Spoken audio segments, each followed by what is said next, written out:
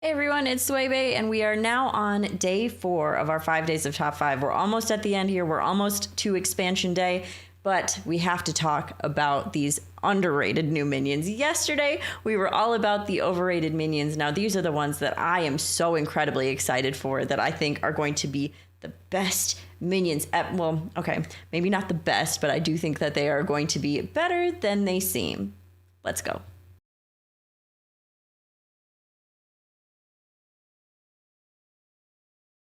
So for this one, again, we're going to go from lowest tier to highest tier.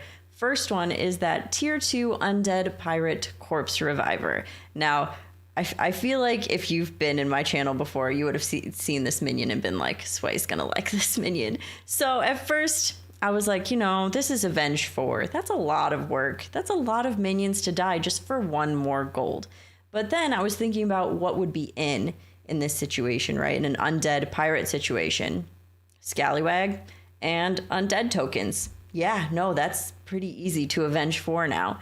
So, if you're playing it with Gallywix, you could potentially draw that out and do Scallywag or 2 Scallywags, 2 Corpse Refiners, 2 South Sea Captains, kind of play that line just until you get enough Avenge, do a big swing turn because you get the value from the Corpse Refiners, and then, even though you only get the 1 gold the following turn, you can have a pretty big swing turn. I'm very excited for this. I definitely didn't see the value at first, but I think it's going to be really, really good. Now we've got 2 tier 4 minions. The first one being Chronormo.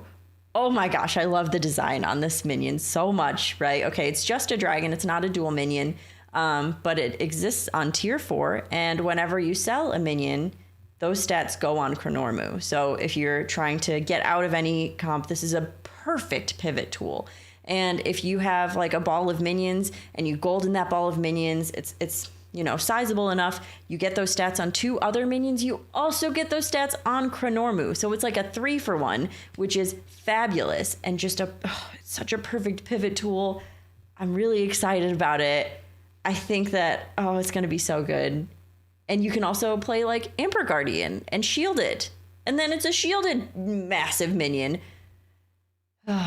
Yeah, I'm excited for that one. Next we have our tier 4 Magmalock, the elemental Murloc. So, when you're on tier 4 and you're doing any kind of elemental cycling, triple into Bran, maybe triple into Lilrag, you have a recycling Wraith, you can cycle Murloc battle cries in there, cycle primal fins, there's so much value that you can get from Magmalock. You throw a Master of Realities in that board, and then every single time it scales itself, you get a buffed Master of Realities as well.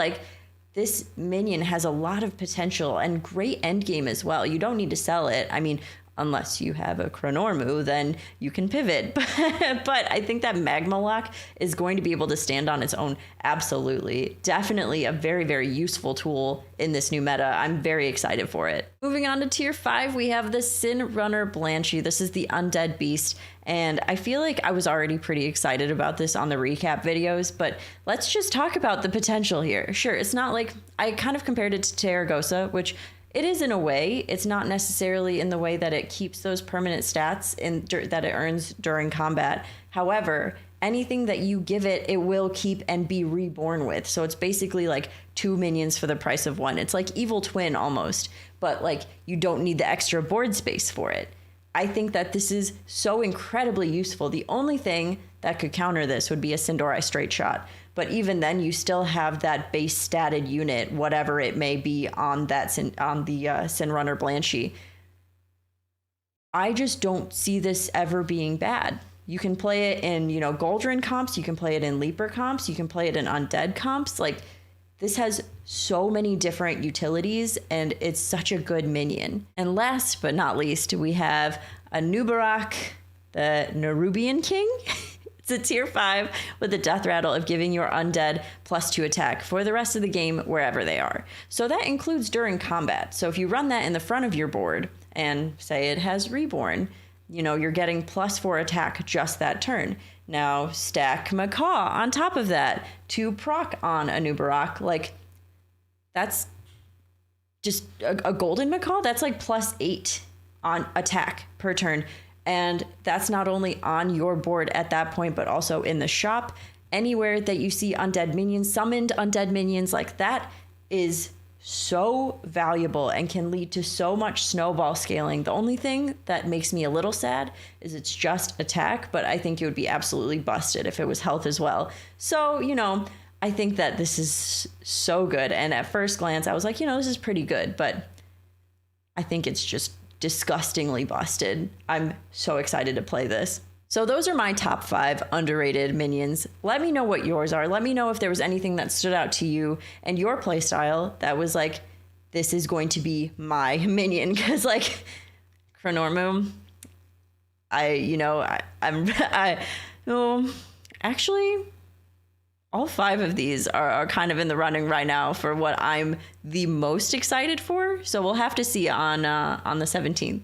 But remember to like and subscribe. Thank you so much for watching. We'll see you tomorrow for the last day of our 5 days of top 5. Bye, everyone.